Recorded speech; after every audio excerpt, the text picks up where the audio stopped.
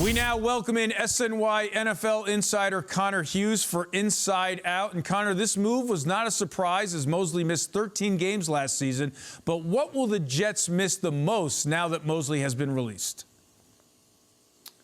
His leadership, his mental acumen, what he meant to them on the field. I mean, I think over the last 2 or 3 years, you've seen the decline from Mosley physically. He didn't have the same speed that he once did. He wasn't able to close like he once did.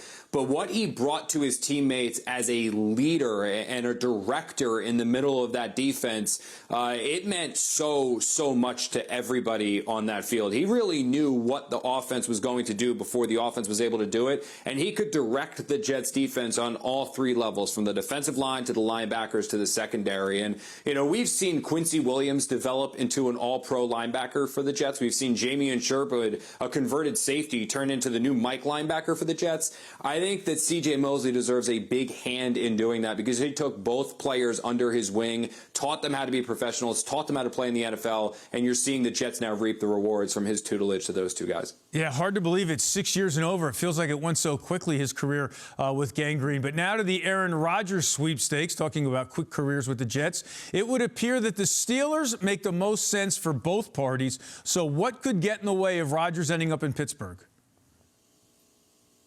The Minnesota Vikings. I genuinely believe that. I mean, The Athletic reported that that's something that they are still currently discussing, Minnesota is.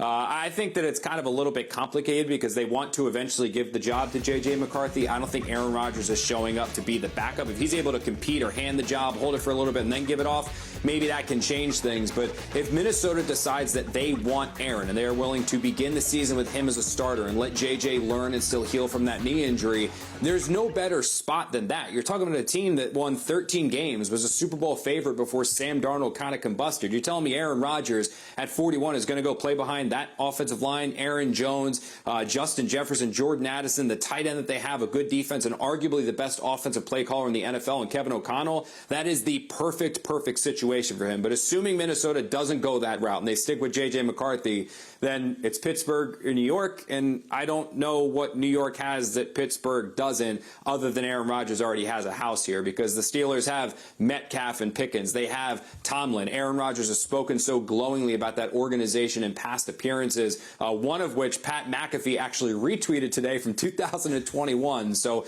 I do believe that all signs probably point towards Rodgers eventually ending up in Pittsburgh whenever he decides to make his decision, although I also wouldn't rule out retirement. I think that is still on the table. All right, so if Rodgers retires or ends up in Pittsburgh, Russell Wilson is out there. He's scheduled to visit the Browns on Thursday and then the Giants on Friday. So obviously Wilson has options as well. So how thin is the ice the Giants are skating on right now in this search for a quarterback? They're playing a dangerous game. They are. I think they were under the impression for a while that Russell Wilson didn't really have a market outside of them, and I don't think that's entirely true. I've been told that the Tennessee Titans have discussed Russell Wilson and have some level of interest there.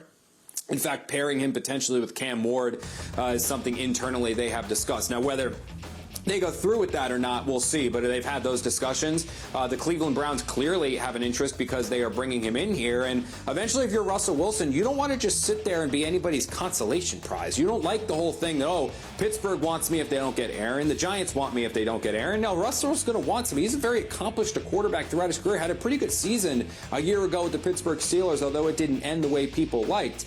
He wants to be wanted, and if the Cleveland Browns come out front and say, look, we want you, we're going to pay you, you're going to be our starting quarterback, we believe we can win with you, maybe he doesn't take that visit to the Giants anyway. So Joe Schoen and the Giants do really need to be careful here, because if they keep waiting for Aaron Rodgers, there's a chance that Russell Wilson makes a decision on his next move while they still are. And then I don't know what would it be on their E? I don't know what plan E would be for the Giants. Yeah, F, great. All right, then especially if the Titans keep that pick. All right, Connor Hughes, thanks for joining us here on Honda Sports Night.